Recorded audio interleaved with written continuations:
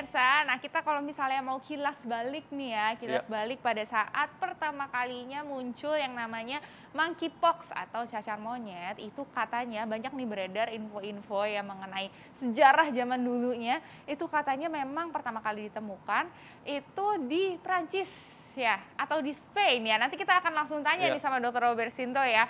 Katanya kalau misalnya ketemu itu zaman dulu itu di sauna atau di pesta tempat emang orang yang penyimpangan seksual. Nah, ini benar atau tidak?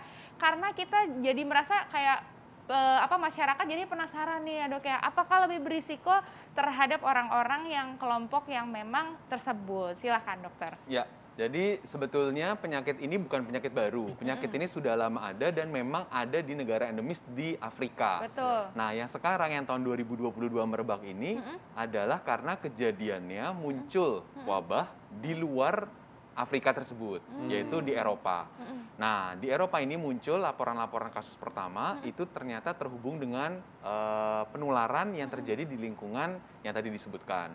Nah, tapi sebetulnya kata kuncinya bukan masalah hubungan seksualnya semata saja, Mm-mm. tapi lebih ke arah kontak eratnya. Ya, kita tahu Mm. kalau memang melakukan hubungan seksual kan pasti ada kontak erat. Betul. Nah, ketika terjadi kontak erat dengan individu yang terinfeksi Mm-mm. atau percikan, misalnya lepuhnya yang kemudian tertempel di spray, di baju. Nah, Iya. itu yang kontak dengan bahan-bahan infeksius tersebutlah yang kemudian mengakibatkan penularan pada orang lain. Jadi sekali lagi, sekarang ini mereka lebih memandang bahwa sebetulnya kontak eratnya yang menjadi kata Betul. kunci sumber penularannya pada kelompok tersebut. Betul. Nah dok, ini tadi sempat disebut spray lah baju. Berarti kalau misalnya nih dok ya, ada misalnya spraynya sudah digunakan oleh individu yang tertular oleh monkeypox gitu, terus udah gitu kemudian digunakan lagi bersamaan dengan individu yang sehat, individu yang sehat itu bisa tertular melalui itu? Bisa, jadi kan Bisa. penularannya memang tadi ya droplet, satu lagi dengan kontak. Nah, Yes. kontak itu artinya kita berkontak dengan bahan biologis dari Betul. seseorang yang terinfeksi. Betul. Nah, karena kita tahu cacar itu kan pasti lukanya banyak, Betul. kemudian terbuka, expose. Nah, Iya. kalau kita ada kontak kulit skin to skin kontak, nah itu sangat tinggi risikonya untuk kita terinfeksi. Oke.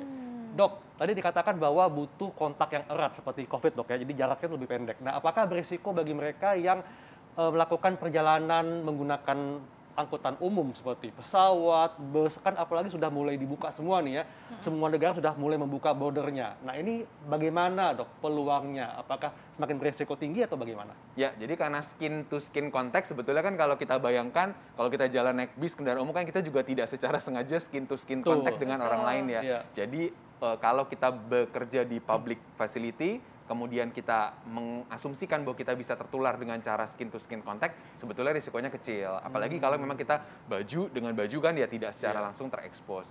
Yang kedua, maka itu pemerintah kita sekarang ini sangat menjaga border gitu ya, dan kemudian melakukan sosialisasi untuk apa? Agar mereka yang memang ada tanda dan gejala berupa lepuh, berupa ruam, yang kita curigai monkeypox memang diisolasi untuk bisa mencegah penularan itu ke lingkungan sekitarnya lebih besar. Iya. Betul. Nah dok, ini kan mengenai monkeypox ini sampai saat ini belum ada vaksinasinya berarti ya dok ya, yang khusus untuk monkeypox, dan juga apakah sudah ada obatnya? Belum juga ya dok Jadi ya? ada antivirus yang kandidatnya, tapi memang ya karena ini penyakit yang kasarnya di negara barat itu baru naik, ya pasti butuh waktu untuk kita sampai ke kesimpulan penelitian, apakah memang obat-obat tertentu, antivirus tertentu bermanfaat atau tidak. Tapi ada 2 kandidat yang kemudian banyak dipakai sebagai case series ya, jadi orang diobati kemudian dilaporkan. Nah ini kan baru kandidat nih dok, tapi kalau misalnya amit-amit jangan sampai gitu ya, kita supaya nggak panik nih masyarakatnya ya, ternyata misalnya udah ada gejalanya, ada demam, kemudian ada ruamnya gitu ya, walaupun bisa sembuh sendiri, ada nggak sih dok obat-obatan misalnya P3K-nya gitu ya, yang di rumah kita bisa siapkan dulu nih supaya pada saat datang gitu ya, amit-amit jangan sampai, tapi pada saat datang sudah ada persiapannya. Silakan dokter. Ya, jadi yang kita obati karena tidak ada obat antivirus penyebabnya sampai saat ini, maka yang kita obati adalah gejala yang muncul. Nah, kita list sekarang gejala yang muncul, yang pertama demam. Karena itu obat P3K pertama yang bisa kita siapkan adalah obat anti demam. Obat anti demam. Kemudian yang kedua, berbeda dengan cacar air, kalau cacar air itu biasanya gatal, nah kalau cacar monyet itu nyeri sebetulnya keluhannya, sehingga kita bisa berikan anti nyeri gitu ya sebagai obat P3K pertama. Iya. Nah, kadang-kadang anti demamnya juga ada anti nyerinya. Iya, gitu betul. ya. Jadi kalau memang kita menggunakan obat anti demam misalnya Udah paracetamol cukup. dan kemudian nyerinya sudah bisa terbantu, ya kita tidak perlu menambahkan anti nyeri berikutnya. Betul. Yang ketiga tentu cairan rehidrasi. Kalau anak kecil terutama misalnya terinfeksi, kemudian dia demam tinggi, keringat banyak, maka kita perlu rehidrasi. Maka obat-obat cairan isotonik itu bisa menjadi salah satu alternatif P3K yang harus kita siapkan untuk mengganti cairan tubuh yang kurang saat keringat keluar banyak, kemudian luka terekspos pada Yes, udara. betul. Dan juga nutrisinya juga ya, Betul, Dok iya. ya. Harus Iya. tetap menjaga nutrisinya. Dok, dan tentunya ini perlu diisolasi dok ya, kalau Anda kata infeksi ya. Ya, jadi sampai sekarang memang perlu diisolasi. Ya. Terakhir kali dari Kementerian Kesehatan sebentar lagi akan mengeluarkan juknis, petunjuk teknis gitu ya. Nah, apakah memang melihat keadaannya nanti, Oke. apakah kita memutuskan untuk semua isolasi terpusat Ya. atau isolasi mandiri gitu ya. Ya. Nah, untungnya kita sudah disiapkan dengan pandemi sebelumnya. Oke. Jadi kalau memang pun dibutuhkan isolasi secara terpusat di rumah sakit, Ya. fasilitas kesehatan kita saat COVID sedang turun, ruangan-ruangan itu masih bisa dipakai untuk ruang isolasi Dan untuk tentunya lama isolasi ini tergantung juknis tadi ya. Dok? ya, jadi lama isolasi nanti akan sesuai dengan lama lesi muncul. Jadi Oke. saat kropeng tersebut mulai hilang dan kemudian muncul kulit Ya. baru, di saat itulah kita anggap bahwa yang Kurang bersangkutan lebih berapa hari terinfeksi. itu, Dok ya? Kalau lihat dari perjalanannya akan membutuhkan waktu 21 hari, 3 sampai 4 minggu sampai 21 kropengnya hari. Wow, hilang. lama Nah, maka itu Lumayan. nanti kalau melihat masa pemantauan seperti demikian kan tidak mungkin semuanya di rumah sakit kan. Betul. Nah, makanya nanti pemberdayaan masyarakat dirawat di rumah-rumah. Di rumah. Nah, dengan edukasi yang baik bisa mengurangi beban di rumah sakit. Iya. Dok, ini masyarakat ingin tahu dok ya, sebetulnya bagaimana dengan kondisi di Indonesia? Apakah sudah ada data yang menunjukkan sudah ada masyarakat kita yang terinfeksi penyakit ini? Ya, sampai saat ini belum ada laporan dari Kementerian Kesehatan. Beberapa kasus yang kemudian diajukan ternyata adalah lebih condong untuk cacar monyet, cacar air, Tapi sebetulnya negara kita sudah memiliki fasilitas untuk pemeriksaan virus tersebut PCR-nya. Jadi ya Semoga- kalau memang ada kasus. Semoga jangan dok ya. Dok, apakah ada kelompok usia tertentu yang lebih rentan gitu, Dok? Iya.